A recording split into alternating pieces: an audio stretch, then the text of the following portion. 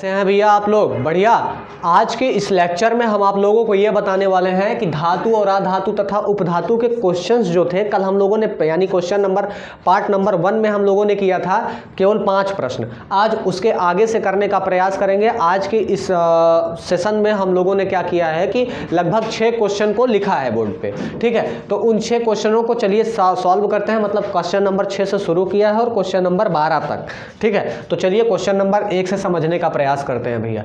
पहला क्वेश्चन आज यानी क्वेश्चन नंबर 6 कह रहा है कि निम्न में से क्या आधातुओं का भौतिक गुण नहीं है। आधातुओं का भौतिक गुण नहीं है।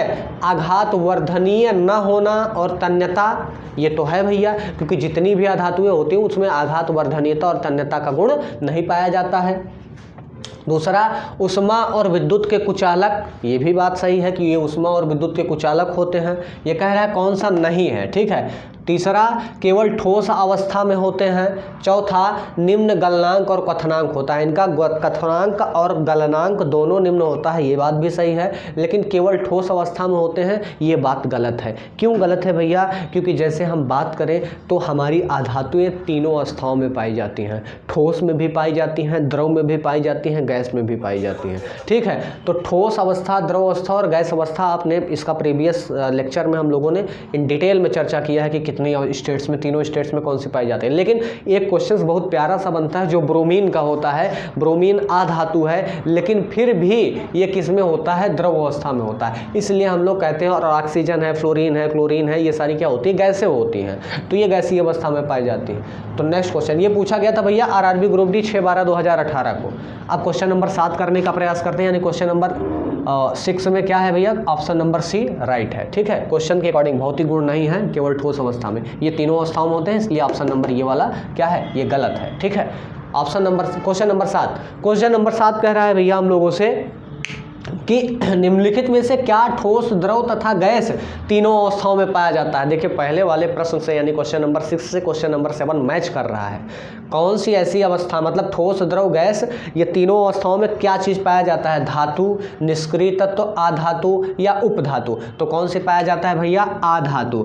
धातु, ठोस, द्रव, गैस तीनों अवस्थाओं में नहीं पाया जाता है। निष्क्रिय तत्व, निष्क्रिय तत्व क्या होता है भैया? निष्क्रिय तत्व ऐसे तत्व होते हैं जिनके ऑक्टेट में इलेक्ट्रॉन ऑलरेडी इसका अष्टक पूरा होता है। जैसे आधुनिक आवर्त सारणी जो हमारी बनाई गई है जी मोजले द्वारा, यानी आधुनिक आवर्त सारणी, मेंडलीव की आवर्त सारणी में थोड़ा सा सुधार किया था किसने? मोजले ने। तो मोजले की आधुनिक आवर्त सारणी में क्या किया गया है कि 18वें समूह में इनको रखा गया है। किसको? Helium, नियान, argon, krypton, xenon, रेंडान। तो वो जो लास्ट में रखे गए हैं सारे एलिमेंट, वो क्या है भैया? इनर्ट गैसेस हैं, यानी अक्रिय गैस या अक्रिय तत्व, ठीक है भैया। नेक्स्ट क्वेश्चन देखिए, ये पूछा गया था भैया ग्रुप डी 17/9/2018 को।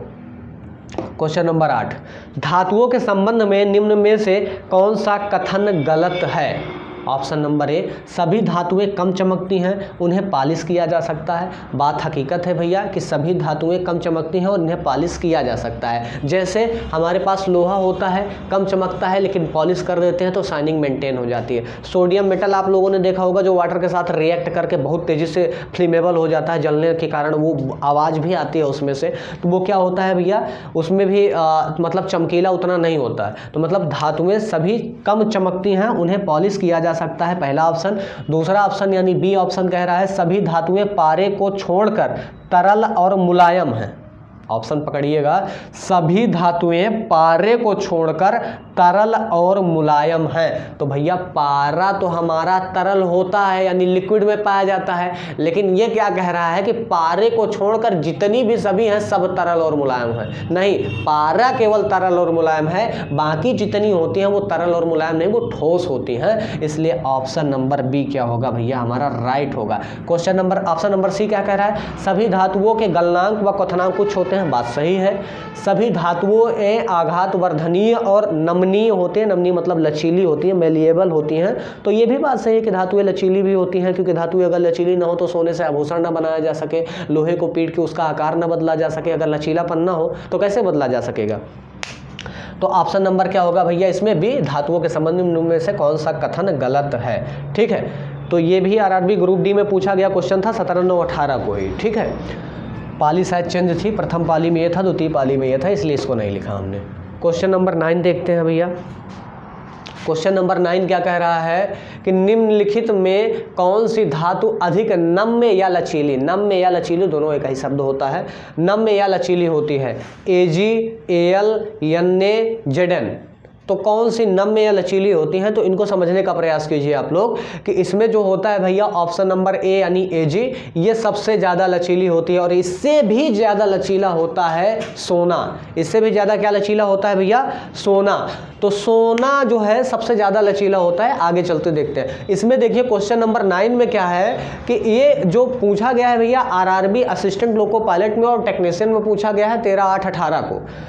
नेक्स्ट क्वेश्चन नंबर 10, ये कह रहा है भैया डैश डैश सबसे नमनीय या तन्यशील धातु है। नमनीय मतलब लचीली या तन्यशील धातु है, जिन्हें खींचने पे तन जाती है तो वो तन्यशील धातुएं कहलाती हैं। तो सबसे लचीली या नमनीय धातु है तो पीएच या एयू या कार्बन या एजी। तो कौन सा है भैया? एयू होगा। सोना सबसे लचीला होता है, आपको पता है। आपको मैंने बताया है कि 1 मिलीग्राम लगभग 1 ग्राम में क्या किया जाता है? 2 किलोमीटर की पन्नी बनाई जा सकती है, वो सॉरी तार बनाया जा सकता है खींच के। नेक्स्ट क्वेश्चन नंबर 12 कह रहा है, ये भी पूछा गया है 13/8/18 को, ठीक है, दोनों में असिस्टेंट लोको पायलट और टेक्नीशियन में भी पूछा गया है। क्वेश्चन नंबर 11 क्या कह रहा है भैया? मैलिएबल के गुण को दर्शाता है। मैलिएबल के गुण को दर्शाता है। तो मैलिएबल को गुण को दर्शाता, सबसे पहले तो हम मैलिएबल शब्द का मतलब समझ लें। मैलिएबल जो होता है भैया ये अंग्रेजी वर्ड है और इसको हिंदी में हम बोलते हैं लचीला। क्या बोलते हैं? लचीला या नम्य या तन्यशीलता। तो गैर धातु, धातु, गैस, गैर धातु के यौगिक। तो भैया इसमें ऑप्शन सही होगा हमारा धातु, क्योंकि सोना क्या है हमारा? धातु। और धातु क्या होता है? सबसे अधिक लचीला। ये पूछा गया क्वेश्चन है भैया NTPC 22/4/16 को। NTPC 22/4/16 को पूछा गया है आरआरबी में, ठीक है। नेक्स्ट क्वेश्चन देखिए क्वेश्चन नंबर 12, एक धातु के उस गुण को क्या कहा जाता है जिससे उसकी सतह चमकदार होती है? ये ग्रुप डी 23/10/18 को पूछा गया है। ऑप्शन आघात वर्धनीयता, कठोरता, तन्यता, धात्विक चमक। तो क्वेश्चन तो एक बार फिर से रिवाइज करिए। एक धातु के उस गुण को क्या कहा जाता है जिससे उसकी सतह चमकदार होती है? तो भैया किसी भी धातु की सतह जो चमकदार होती है वो धात्विक चमक के कारण होती है, ठीक है। तो वीडियो अच्छा लगा हो तो कमेंट और शेयर दबा के कीजिए भैया।